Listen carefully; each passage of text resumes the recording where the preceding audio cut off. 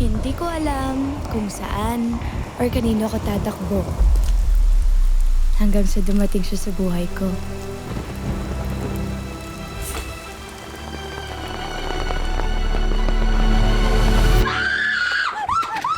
Ano ba, Bulot? Ano nangyayari? Yung fanfic ko! Viral na siya! Nilulo ka na naman. May best friend ka rin ba? Posibleng malimutan ko to. Ayan, oh. Na lagi mong kasama. Happy birthday. Kahit minsan, Paano gumawa ng itlog na pula? kamutin mo.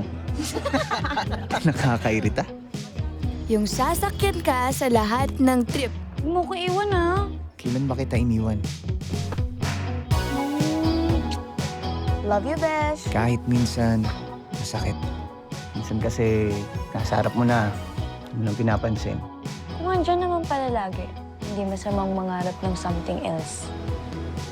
You only get to see him now because he's slowly walking away.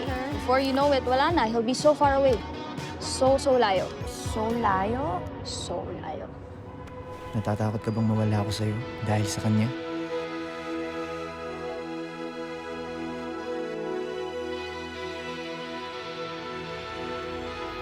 Huwag mo naman akong impip.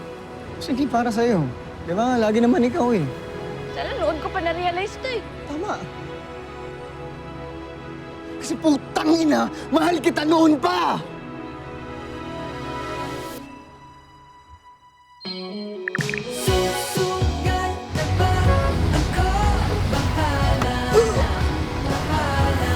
Ano yun?